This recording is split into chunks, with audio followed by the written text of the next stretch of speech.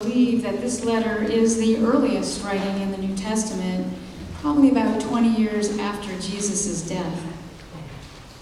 Paul, as well as other early Christians, believed that Jesus was going to return soon, and when he did, there'd be a day of judgment where the righteous would be saved. So as Paul urges in his letter, you had better be prepared because you don't know when this will happen. He tells this community in northern Greece, "For you yourselves know very well that the day of the Lord will come like a thief in the night." He gives them reassurance that they are ready, but they better be mindful and not fall asleep as others have, for we do not know when that day will come. So whether or not you believe that Jesus will return and there will be a day of judgment, one thing is for certain: our lives as we know it will come to an end. Death is 100% guaranteed. And we may be taken away suddenly like a thief in the night, or at least it may seem that way. So we had better be prepared. You know, no matter how faithful we are, the uncertainty of death is unsettling. We're human. We like information. We like to know where we're going before we go or do anything. We like to be informed. With death, we have no choice, that we have to trust in something that we will never fully understand until it happens. It's like winning a one-way destination somewhere and there's no website to be able to check out before we go. For most of us, this is very unsettling. So much so that we do everything we can to avoid thinking about death and preparing for it. This morning we also heard the gospel of the talents, or large sum of money that was given to a group of slaves. The slaves who invested the money were rewarded, and the one slave who out of fear buried the money was punished. The slaves who invested the money prepared for the future. The slave who buried the money did not prepare. When it comes to being prepared for death, most of us want to bury the thought, hoping it will never come. Just like the slave owner, Paul praised the Thessalonians for being prepared. But what does being prepared for our death in the 21st century look like? Paul was referring mostly to living a righteous life in order to be saved at the time of judgment. This is certainly important to us, but we need to do more in the 21st century to prepare for our death than just trying to live a good life.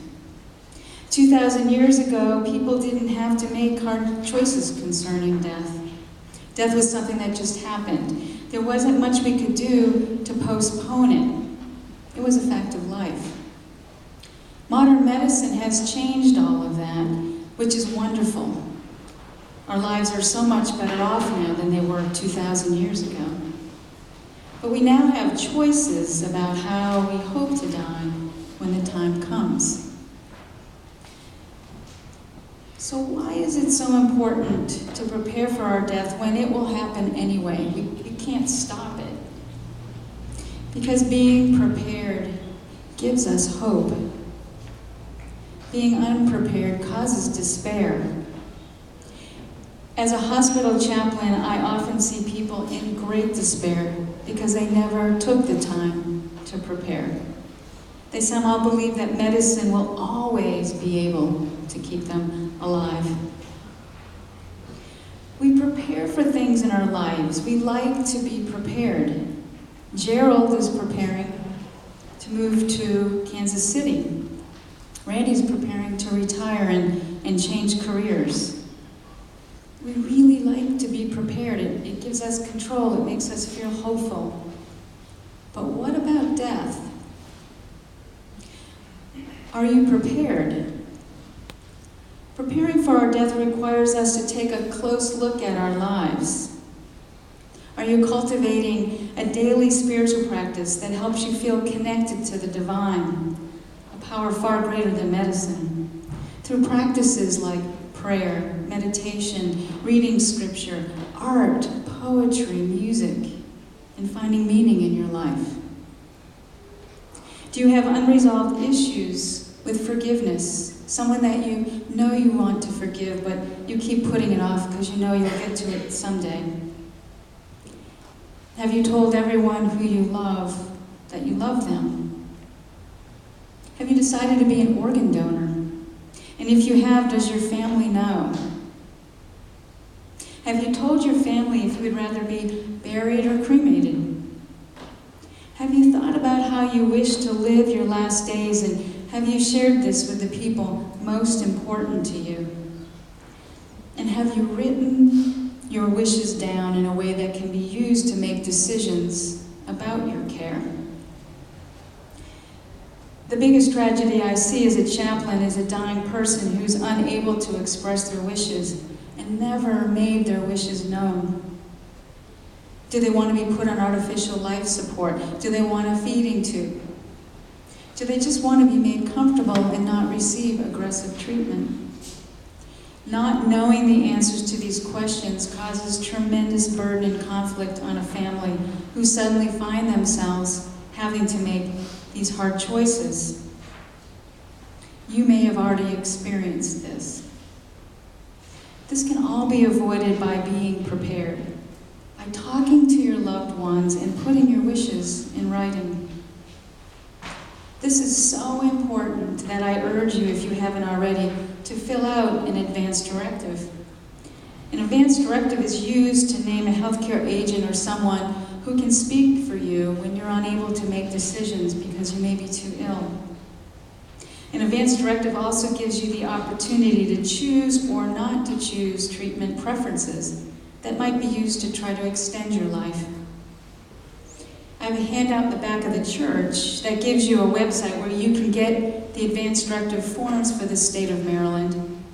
And this website is really very good. It gives you all sorts of information on how to help you make these decisions and how to have this conversation with your loved ones. So remember, being prepared for your death is a gift to you and your family. This holiday season, consider this to be one of the best gifts you can give. Yes, death may come like a thief in the night, but as Paul told his community, being prepared gives us hope. Be mindful and don't fall asleep. Talk about it. Write your wishes down and don't bury the thought, hoping that it will never come. And don't forget to talk to your young children. Not talking about death can make it seem even more frightening. We all need to feel safe. We all deserve to feel the hope that comes with being prepared. Amen.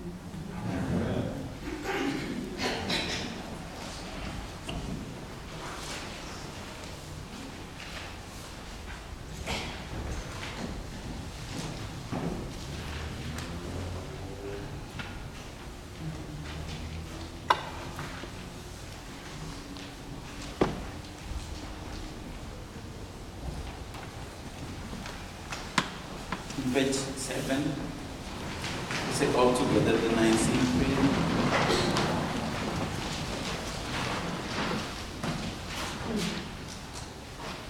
We believe in one God, the Father, the Almighty,